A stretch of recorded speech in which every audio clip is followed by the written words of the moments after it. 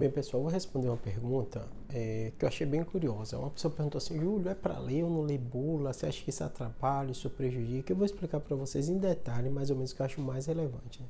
Em primeiro lugar, a bula é um documento, né? Toda vez que você compra algum remédio, vai estar lá escrito vários aspectos do remédio. Né? A maioria dos aspectos eu sei que não é interessante para a maioria das pessoas, né? Então, realmente, né, aquela quantidade de informação, a maioria das pessoas não vai ter interesse sobre ela. Né? Mas tem alguns aspectos que eu acho interessante. Né? Um aspecto se chama posologia, né, que é como o remédio deve ser tomado. Claro que seu médico na receita vai colocar isso, mas eu acho que vale a pena, todo paciente meu fala, dá uma olhadinha nisso, né? Porque vai ter a variação normal. Se você está lá encaixado do jeito que é, ok. Teve qualquer dúvida, está muito estranho, a dose, a quantidade e tal, pergunte ao seu médico, né? A gente sabe que nós somos seres humanos médicos e pode ter um número errado, era para tomar 2 vezes, 3 vezes, fugiu muito aquela normalidade que você viu na posologia, pergunta. Pergunta ao médico, pergunta ao secretário, manda mensagem para tirar qualquer dúvida, né? Outro aspecto são as reações adversas e efeitos colaterais. E muita gente me fala assim: ah, Júlio, eu nem leio, senão eu sinto. Tudo bem, se você for uma pessoa muito assustada, muito preocupada, eu até entendo que você não leia. Mas a maioria das pessoas que tem uma relação tranquila com isso, vale a pena ler, né?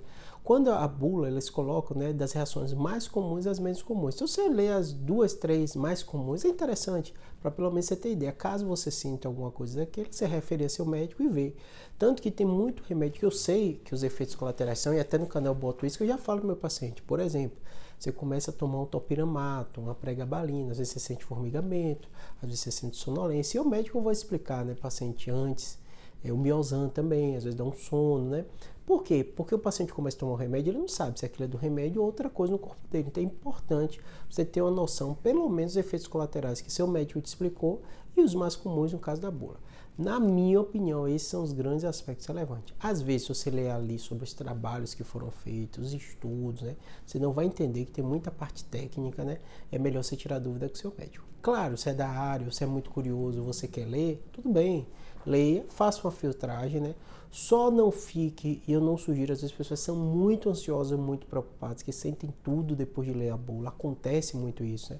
Mas eu sempre falo para meus pacientes, é melhor a informação do que a desinformação. Se você às vezes é uma pessoa ansiosa, só de você ter noção quais são os efeitos colaterais, às vezes melhora, porque você às vezes está sentindo muito mais coisas estranhas que não está lá nada relatado na bula como efeito colateral e você acha que é do remédio, né? Vira e mexe, tem paciente que fala que eu acho que eu engordei com esse remédio. Não tem relação nenhuma, não tem trabalho mostrando que aquele remédio dá ganho de peso. Tem paciente que fala, caiu meu cabelo está mais quebrado por causa disso. Não tem trabalho mostrando isso. Eu falo para ele, não tem trabalho mostrando.